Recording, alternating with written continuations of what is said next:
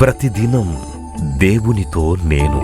కుటుంబ వ్యవస్థలు, జీవన విలువలు అస్తవ్యస్తంగా మారుతున్న ఈ రోజుల్లో ప్రభువు దాసురాలు రెవరెండ్ డాక్టర్ జాయ్ చెరియన్ గారు దైవ దర్శనంతో ప్రభువు సన్నిధిలో కనిపెట్టి పొందిన 366 విభిన్న ధ్యానాంశములను ప్రతిదినం దేవునితో నేను అనే పుస్తక రూపంలో ప్రపంచానికి అందించారు.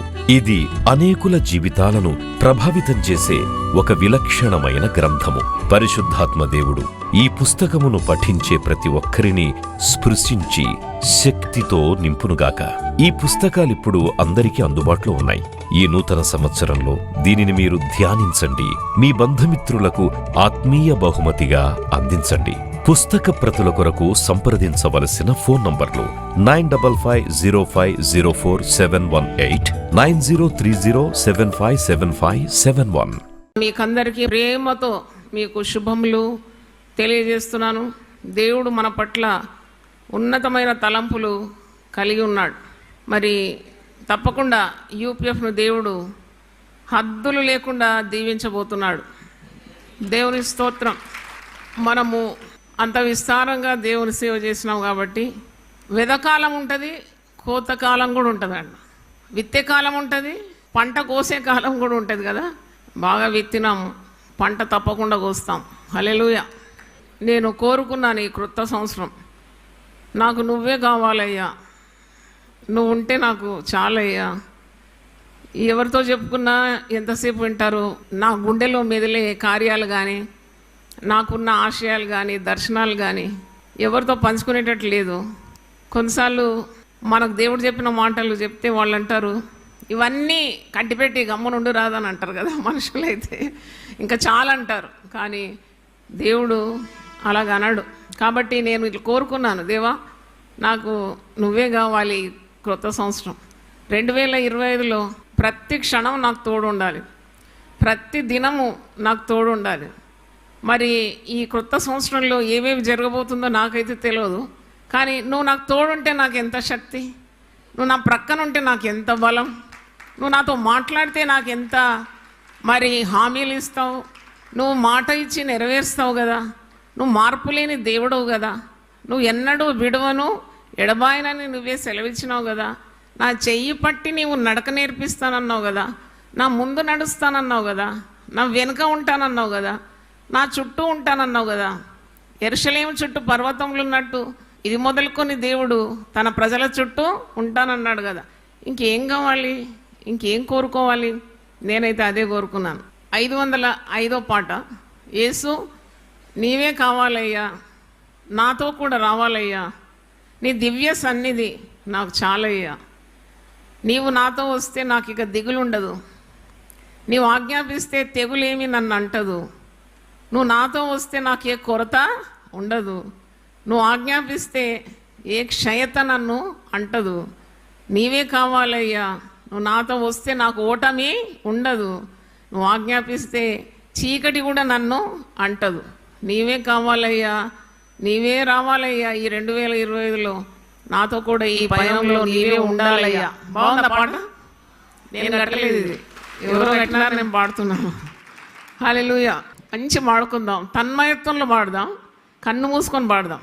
హల్లెలూయా, స్తోత్రం. దేవుని ఆరాధించేటప్పుడు ఆ ఏకాగ్రత చాలా అవసరం. ఒకసారి ప్రభు నాతో మాట్లాడుతున్నాడు, ఎప్పుడు మాట్లాడుతూ ఉంటాడు, ఆ మాటలే మీకు అందిస్తున్నాను ప్రతిరోజు.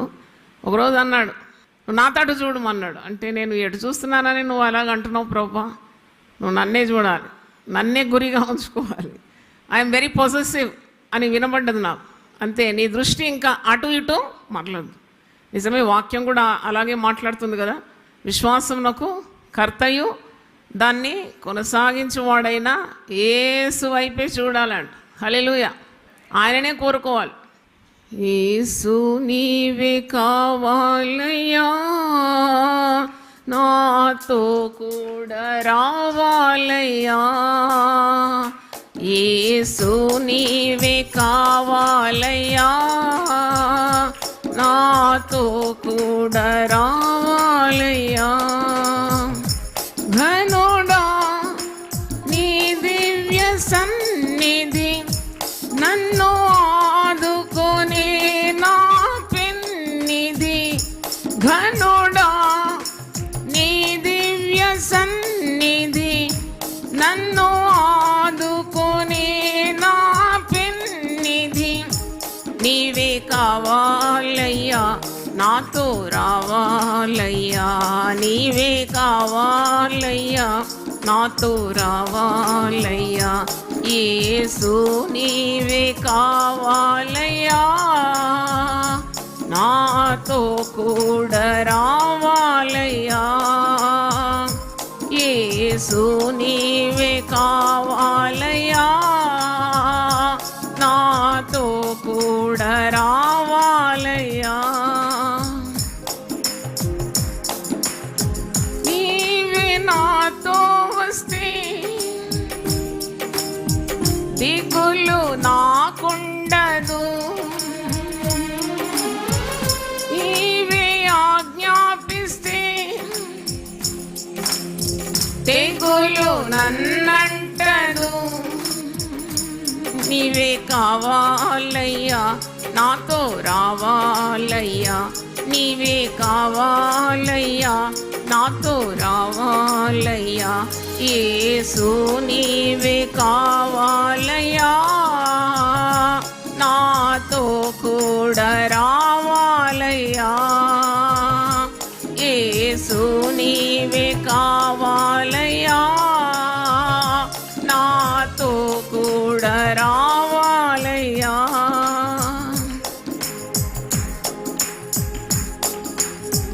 నీవే నాతో వస్తే కొరత నాకుండదు, నీవే ఆజ్ఞాపిస్తే క్షయత నన్నంటదు. నీవే కావాలయ్యా నాతో రావాలయ్యా, నీవే కావాలయ్యా నాతో రావాలయ్యా. యేసు నీవే కావాలయ్యా నాతో కూడా రావాలయ్యా. యేసు నీవే కావాలయ్యా నాతో కూడా రావాలయ్యా. నీవే నాతో వస్తే ఓటమి నాకుండదు. హల్లెలూయా. నీవే నాతో వస్తే ఓటమి నాకుండదు,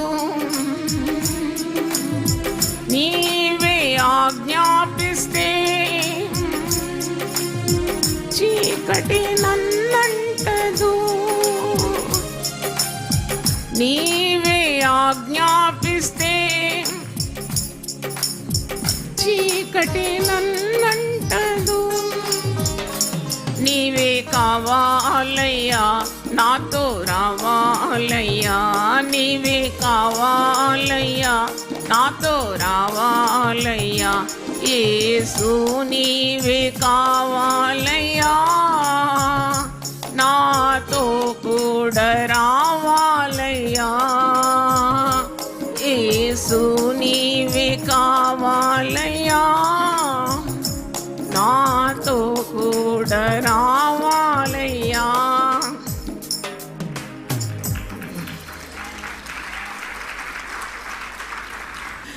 దేవుని స్తోత్రం. మరి చాలా సంతోషం.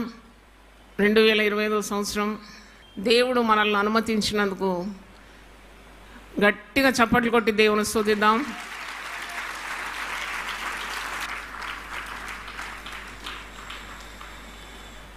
నాకు ఈరోజు దేవుడు సెలవిచ్చిన మాట,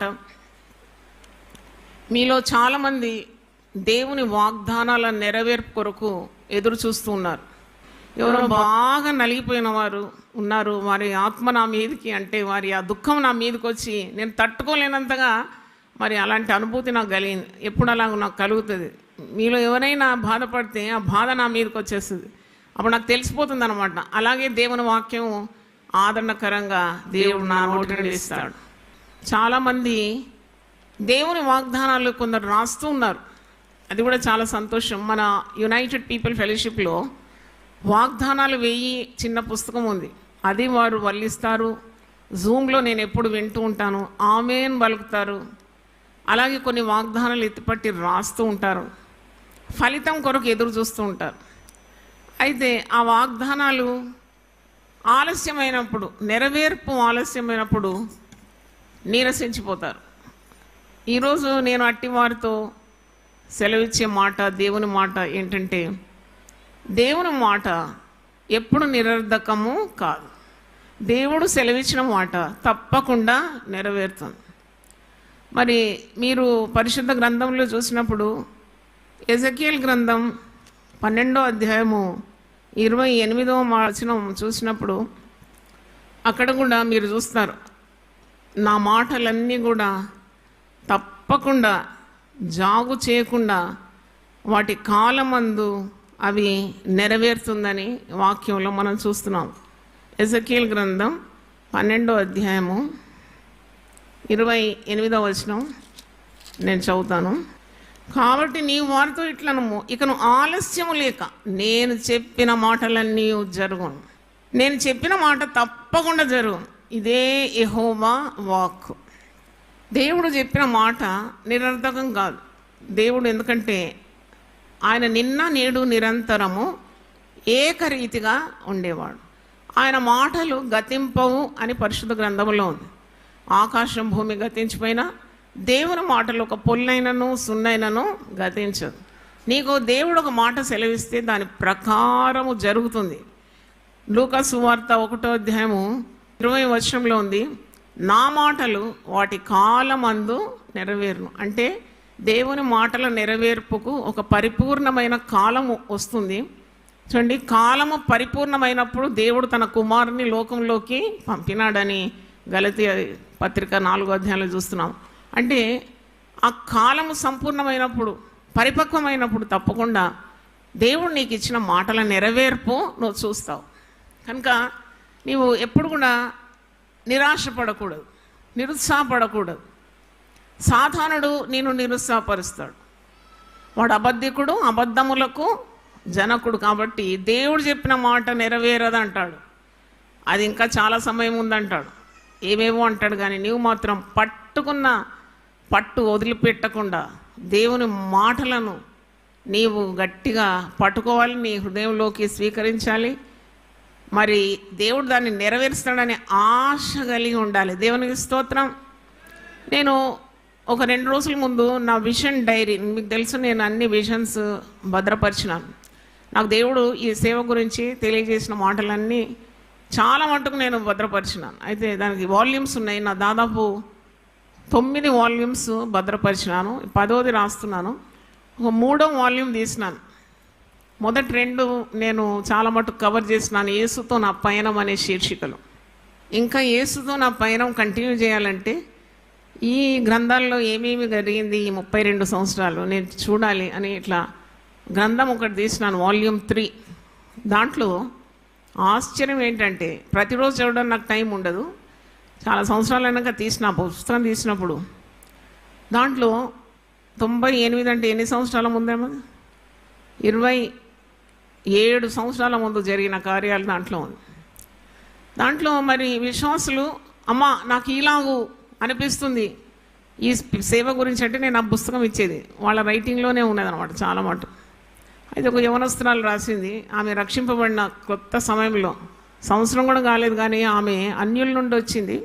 కానీ దాంట్లో రాసింది, అమ్మ మన పరిచర్యలో 24 గంటల ప్రార్థనలు ఉంటాయి అని రాసింది అన్నమాట.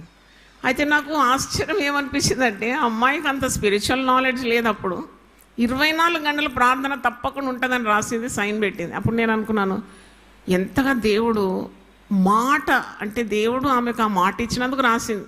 పెద్ద ఆత్మీయ అనుభవం ఏం లేదు, అయినా ఇలా జరగబోతుందని రాసింది. మరి ఇప్పుడు జరిగేది ఏంటది?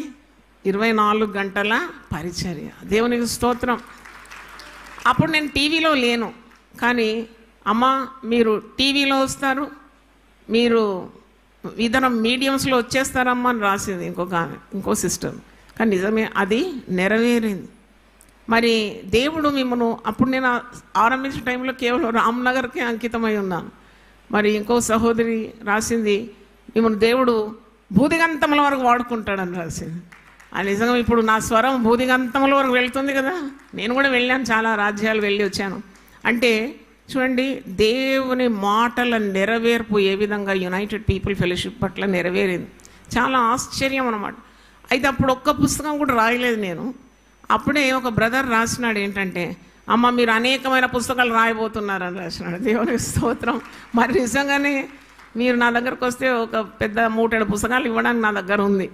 అంటే ఈ విధంగా నేను చూసినప్పుడు, నా పాత డైరీ తీసి చూసినప్పుడు, దేవుడు సెలవిచ్చిన మాటలన్నీ కూడా క్రమముగా వాటి కాలమందు ఏమైంది, నెరవేరింది. హల్లెలూయా. అయితే కొందరు రాసినారు, ఇంకా నెరవేర్పు కొరకు నేను ఎదురు చూస్తున్నాను. ప్రార్థన చేసి, అప్పుడు చాలా ప్రార్థనలు ఎక్కువ కలిసి ప్రార్థించేది. నాకు అప్పుడు బ్యాంకులో పని ఉండేది, అయినా కానీ మరి నేను వాళ్ళతో కలిసి, విశ్వాసులతో కలిసి కొద్దిగా గడిపేదాన్ని ప్రార్థనలో. అప్పుడు ఒక్కొక్కరు ఇలాగ ఇన్స్పైర్ అయ్యి మరి బుక్ అక్కడ పెట్టేదాన్ని, వాళ్ళు దాంట్లో రాసేదన్నమాట. అప్పుడు వాళ్ళు అప్పుడు రాసినారన్నమాట, దేవుడు మనకు ఒక సొంత మందిరం ఇస్తాడని రాసినారు. దేవునికి స్తోత్రం. మరి ఇప్పుడు నెరవేరలేదు, కానీ మనం ఏం చేయాలి, నెరవేర్పు కొరకు ఎదురు చూడాలి, ప్రార్థన చేయాలి. అంటే అక్షరాలు నెరవేరుతుంది. దేవుని మాటలు జాగు చేయక తప్పకుండా వాటి కాలమందు అవి నెరవేరుతుంది. ఒకరోజు నేను ఈ విధంగా, అంటే మీకు మీ కుటుంబాల గురించి ఆలోచన ఉంటుంది, నాకు ఎన్ని కుటుంబాల గురించి నేను ఆలోచించాను కదా. ఒకసారి ఎప్పుడైనా మీరు నా గురించి చింతిస్తారా? Thank you very much, thank you very much. మీరు నా గురించి ఆలోచించాలి, ఎందుకంటే నా గురించి ఆలోచించే వారు ఉంటే నాకు ప్రార్థన ఎక్కువగా నాకు తోడు ఉంటుంది, వారి ప్రార్థన. మరి నేను అన్నీ ఆలోచించాలి, అందరి గురించి ప్రార్థన చేయాలి, అందరి గురించి కన్నీళ్లు గార్చాలి. అవును, మరి నా యొక్క నేను ఇంత పెద్ద పరిచర్య దేవుడు నాకు ఇచ్చినాక నాలో స్వార్థం ఉండకూడదు కదా. ఉండదు, దేవుడు అట్టివారిని పిలుచుకుంటాడు, వాళ్ళలో స్వార్థం తీసేస్తాడు, ఎందుకంటే they are meant for the people. అయితే ఇలాగూ ప్రార్థన చేస్తున్నప్పుడు ఒకరోజు చాలా భారం అయిపోయింది, శరీరం చాలా క్షీణించిపోయింది, అలసట, నిద్ర లేదు. అప్పుడు అబ్బా ఇంత పరిచర్య నాకు ఇచ్చినావు, నాకు అసలు విశ్రాంతి లేదని నేను ఇలాగ అనుకుని పండుకున్నప్పుడు గట్టి శబ్దం విన్నాను. నేను మార్పు లేని వాడను అని విన్నాను అనమాట. ఇది మార్పు లేని వాడని ఎక్కడ ఉంటుంది అబ్బా అని అనుకున్నాను. కానీ రాత్రి 2 గంటలైంది, నేను లేచి కూర్చున్నాను. వాక్యం వెతికినప్పుడు మలాకి గ్రంథం 3వ అధ్యాయం 6వ వచనంలో ఆ మాట ఉన్నది, నాకు వినబడ్డ మాట ఉన్నది, నేను మార్పు లేని వాడను. అందుకే మీరు లయం కాకుండా నేటి వరకు సజీవులై ఉన్నారన్నది. అంటే మరి ఆయన మాట ఎప్పుడు కూడా తప్పని దేవుడై ఉన్నాడు. ఆయన మాటలన్నీ కూడా పుటము వేయబడిందని వాక్యంలో ఉంది. సామెతల గ్రంథం 30వ అధ్యాయం 5వ వచనంలో ఆయన మాటలన్నీ పుటము వేయబడింది, టెస్టెడ్ బై ఫైర్. అవును, దాంట్లో మాటల మీద ఆశ పెట్టుకున్న వారు వర్ధిల్లుతారు. అందుకే ఆయన ఆశ్రయించిన వారందరికీ ఆయన కేడము అని ఉన్నది వాక్యంలో. He's a buckler, he's a shield and to those who trust him. అంటే ఆయన ఆశ్రయించే వారికి ఆయన కేడంగా ఉంటాడు. మీరు ఆదికాండం 15:1 చూస్తే, అబ్రామా నువ్వు భయపడకు, నేను నీకు కేడము అని అంటాడు. దేవుని స్తోత్రం, హల్లెలూయా. మరి కీర్తనలు 5:12 చూసినప్పుడు కూడా చాలా మంచి మాట ఉంది, నేను దయతో నిన్ను కప్పినట్టు కేడంతో నిన్ను నేను కప్పుతాను. ఆ మాట ఒకసారి చూడండి, కీర్తనలు 5:12 వచనం. యెహోవా నీతిమంతులను ఆశీర్వదించువాడవు నీవే. ఎవరు ఆశీర్వదింపబడతారు? నీతిమంతులు. నీతిమంతులు, భక్తిహీనులు కాదు, నీతిమంతులు, నీతిని అనుసరించి నడుచుకునేవారు, పాపము చేయనివారు, దేవునికి దగ్గరగా ఉండేవారు, దేవుని మాటలకు లోబడేవారు తప్పకుండా ఆశీర్వదింపబడతారు. నీతిమంతులను ఆశీర్వదించేవాడవు నీవే, కేడముతో కప్పినట్లు నీవు వారిని దయతో కప్పెదవు. కావున నీ నామమును ప్రేమించేవారు నిన్ను గూర్చి ఉల్లసింతురు. దేవునికి స్తోత్రం. Those who love the name of the lord. నీ నామమందు భయభక్తులు గల వారికి నీతి సూర్యుడు ఉదయించు. మన దేవుని ప్రేమించేవారు బలముతో ఉదయించే సూర్యుని వలె ప్రకాశిస్తారనే వాక్యంలో. అయితే కేడముతో కప్పినట్టు దేవుడు తన దయతో అటు వారిని కప్పుతాడు. కనుక ట్రస్ట్ గాడ్స్ వర్డ్. దేవుని వాక్యం పఠించాలి. ఈరోజు కూడా నేను నా తీర్మానాల్లో ఒకటి రాసుకున్నాను. చాలా తీర్మానాలు మనం మొదటి తారీఖు తీసుకుంటాం కదా, మరి ఎంత మట్టుకు దాన్ని అవలంబిస్తాం? But I made a decision in my life to give more importance to the word of God. I want to pray more this year. మీరు ఎంతమంది ఈ సంవత్సరం నేను ఎక్కువ ప్రార్థన చేస్తానని తీర్మానం చేసుకున్నారు? ఒకసారి చేతులు చూపెట్టండి. వెరీ గుడ్, హల్లెలూయా. కొందరికి ఆ తలంపే రాలేదు కదా. This year I want to pray more, lord I want to pray more. మరి దానియేలు ముమ్మారు ప్రార్థన చేస్తే నేనెందుకు చేయకూడదు? ముమ్మారు నేను తల వంచి మోకరించి నా దేవుని సన్నిధిలో కొద్దిసేపు అయినా నేను ప్రార్థన చేయగలగాలి అని ఆశ కలగాలి. ఆశ కలిగిన వారు ఆశీర్వదింపబడతారు. మరి దేవుని వాక్యము ఇంత స్వచ్ఛమైంది, తేనె కంటేను జుంటి తేనె ధారల కంటేను అతి మధురమైంది, బండను పగులగొట్టు సుత్తె వంటిది, కంసాలివాణి అగ్ని వంటిది, చాకలివాణి సబ్బు కంటే గొప్పది దేవుని వాక్యం. అది రత్నరాసుల కంటే కూరదగినది, వెండి బంగారు నాణెముల కంటే శ్రేష్టమైన దేవుని వాక్యాన్ని మనం పఠించాలి. అది ఒక తీర్మానంగా తీసుకోవాలి. ప్రార్థన వాక్యం ఉంటే నువ్వు గెలుస్తావు. జీవితంలో నీకు ఓటమి రాదు. వాక్యము అన్నప్పుడు నువ్వు పఠించి దేవుని మనసును తెలుసుకుంటున్నావు. ప్రార్థన అన్నప్పుడు నీ భారము దేవుని మీద వేస్తున్నావు. అందుకే రెండు ఉండాలి, వాక్యం ఉండాలి, ప్రార్థన ఉండాలి. కాబట్టి ఈ వాక్యం చదువుతున్నప్పుడు దేవుడు నీతో మాట్లాడతాడు, ప్రార్థన చేసినప్పుడు నువ్వు దేవునితో మాట్లాడతావు. It's a 1-to-1.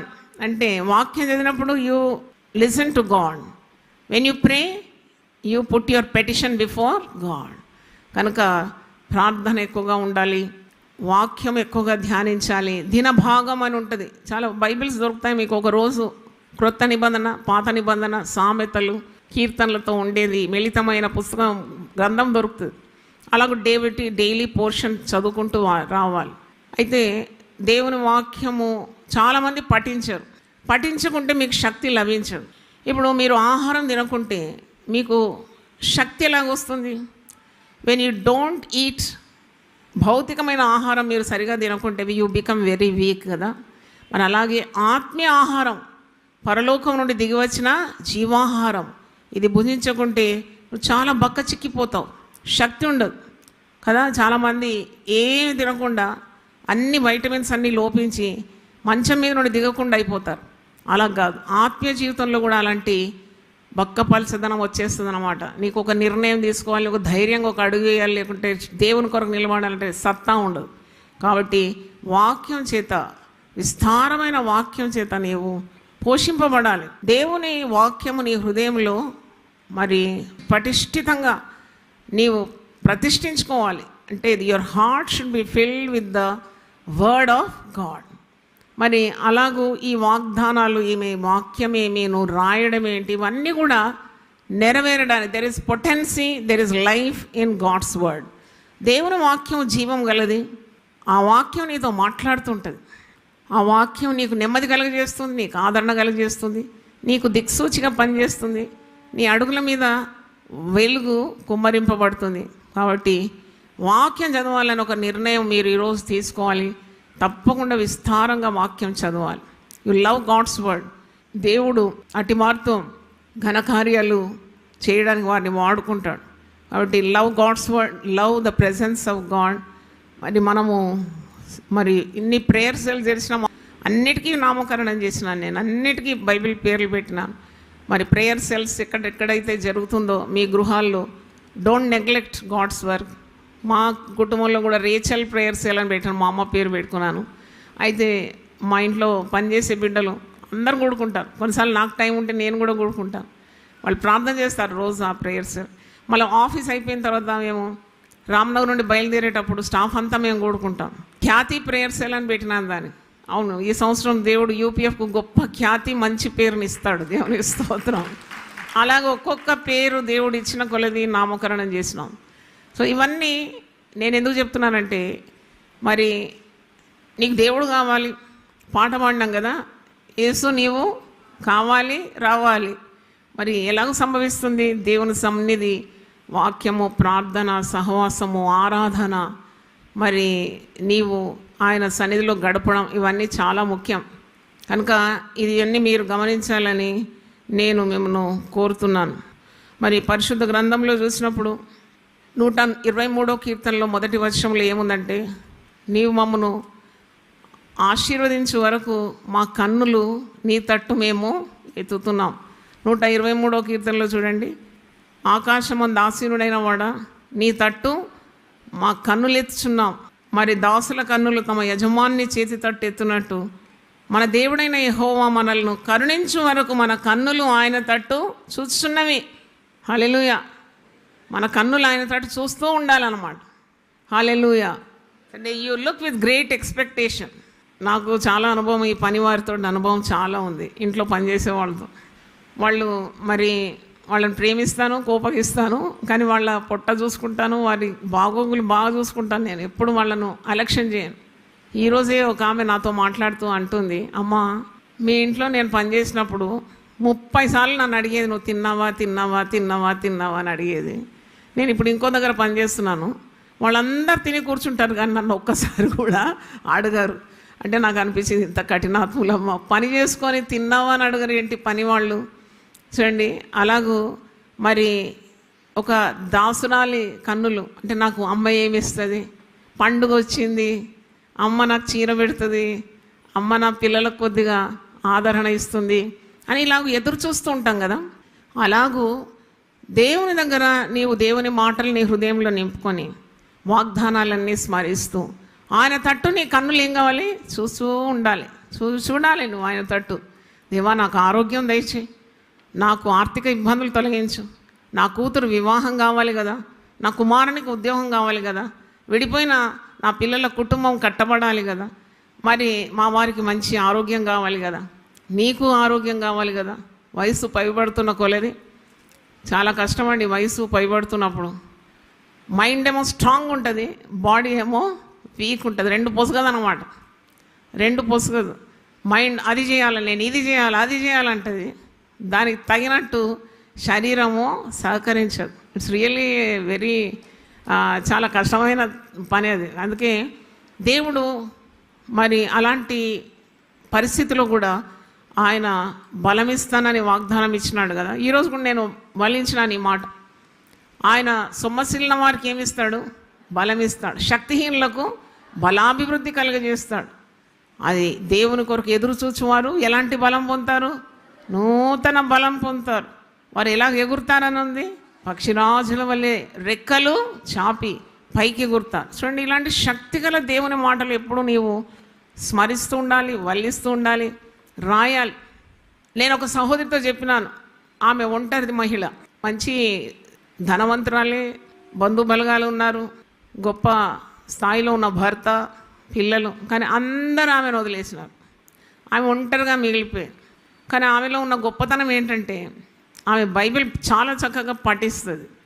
దానికి తోడు నా నోటి నుండి ఏదైనా మాట వస్తే ప్రసంగంలో ఆమె దూరం నుండి వింటుంది, ఇప్పుడు కూడా వింటుంది అనుకుంటా, పట్టేసుకుంటుంది ఆ మాట.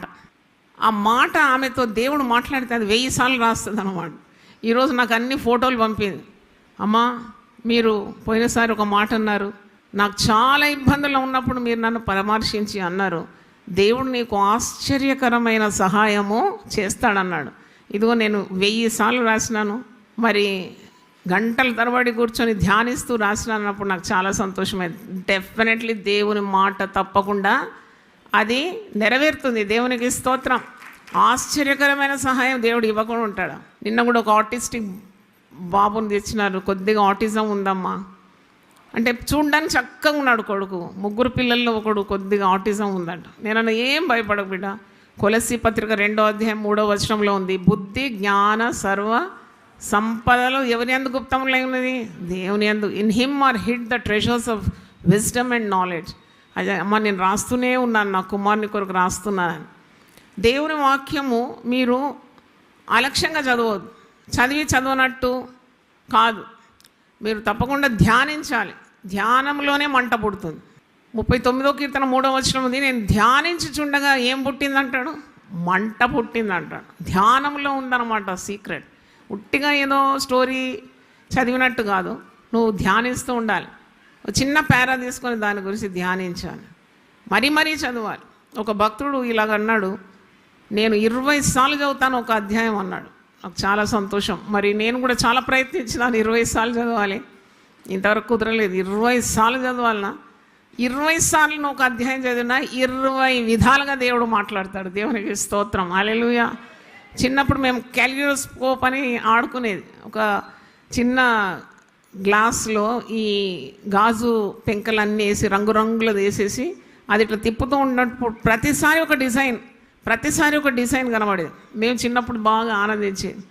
అలాగూ నీ ధర్మశాస్త్రంలోని ఆశ్చర్యమైన కార్యాలు నేను తెలుసుకున్నట్లు నా కన్నులు తెరువమంటాడు కీర్తనకారు. నా కన్నులు తెరువు, దీంట్లో ఉన్న మర్మాలు, దీంట్లో ఉన్న గోప్యమైన సంగతులు, రహస్యములు, గూఢమైన భావంతో ఉండేవి నాకు తెలుపమని ఈ కొత్త సంవత్సరం మీరు ప్రార్థన చేయాలి. Give more weightage to the word of God. అన్నీ గతించిపోతుంది కానీ దేవుని వాక్యము నిరంతరము నిలుస్తుంది. ఆకాశం భూమి కూడా గతించిపోతుందంట, కానీ మన దేవుని వాక్యము నిత్యము నిలుస్తుంది. ఆకాశం అందు దేవుని వాక్యం నిలకడగా ఉంటుందంట.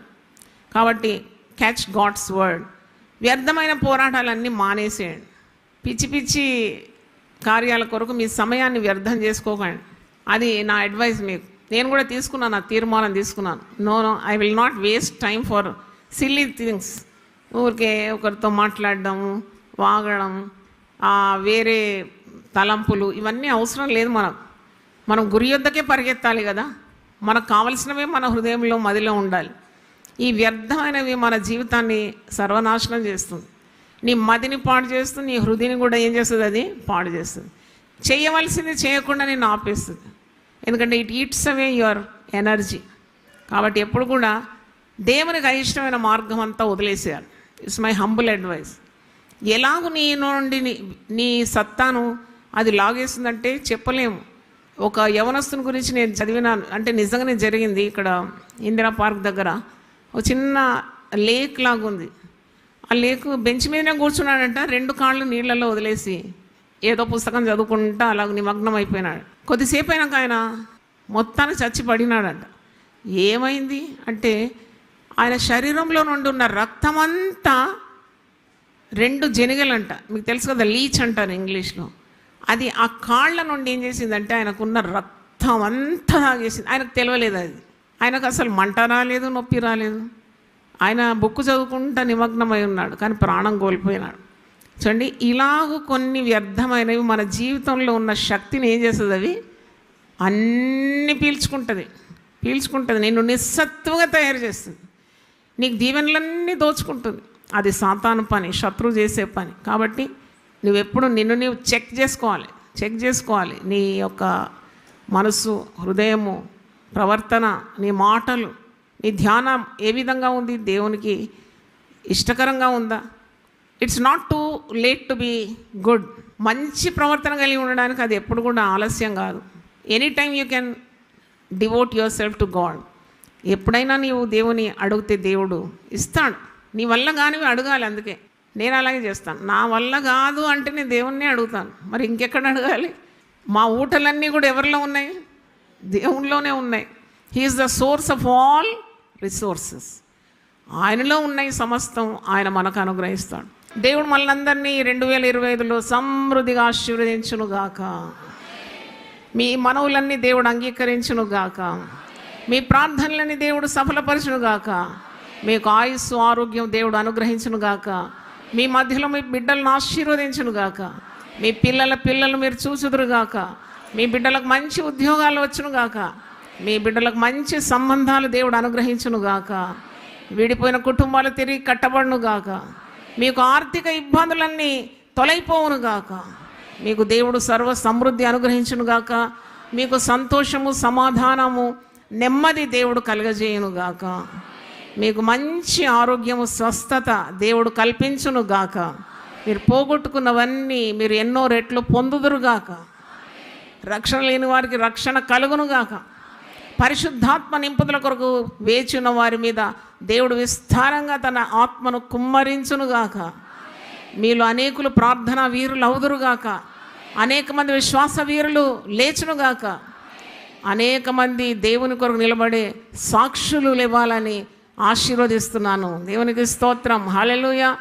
అన్ని విధ మీ ఆత్మ వర్ధిల్లుచున్న ప్రకారము మీ అన్ని విషయంలో వర్ధిల్లుదురుగాక.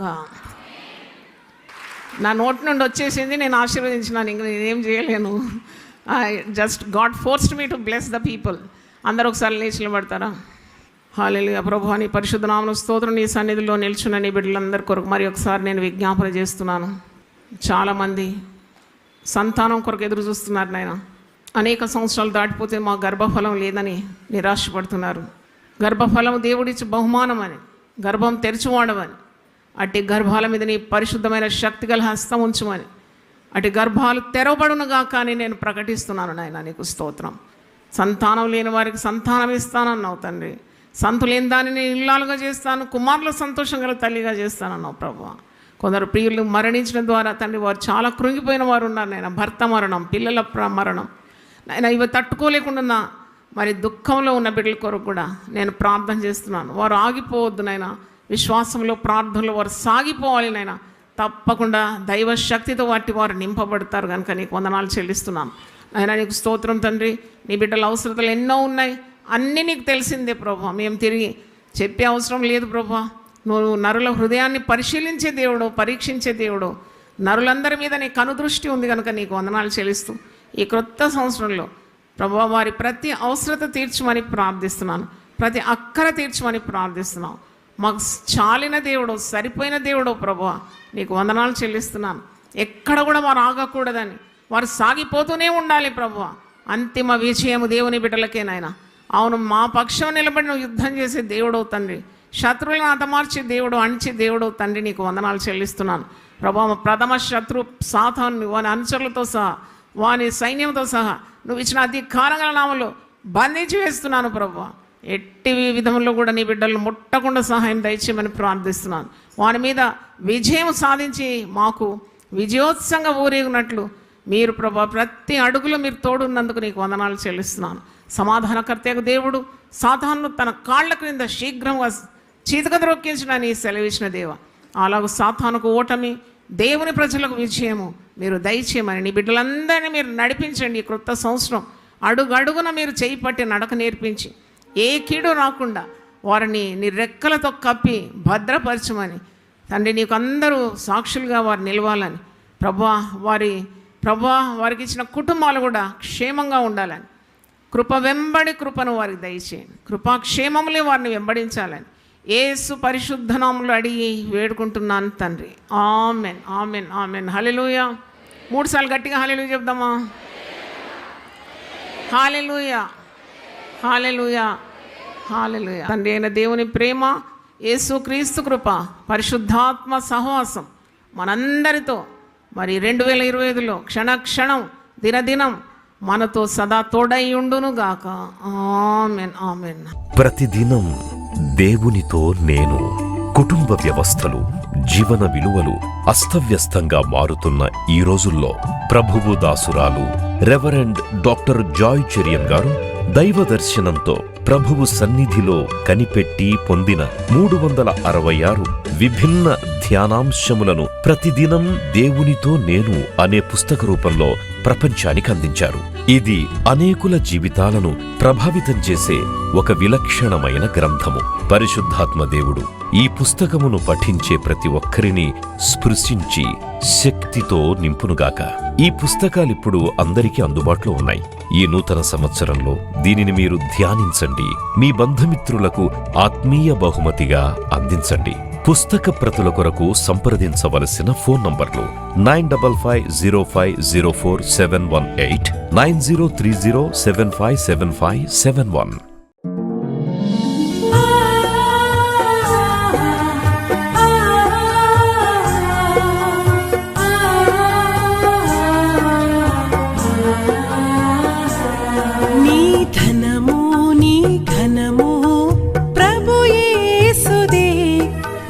దశమా భాగమునీయ వెనుదీతువా. నీ ధనము నీ ఘనము ప్రభు యేసుదే. నీ దశమా భాగమునీయ వెనుదీతువా. ధరలోన ధనధాన్యములనీయగా కరుణించి కాపాడి రక్షింపగా. ధరలోన ధనధాన్యములనీయగా కరుణించి కాపాడి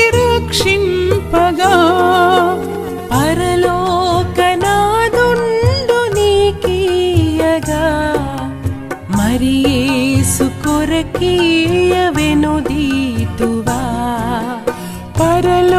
పరలోకనాథుండు నీకీయగా మరి యేసు కొరకీయ వెనుదీతువా నీ ధనము నీ ఘనము ప్రభు యేసుదే నీ దశమా భాగము నీయ వెనుదీతువా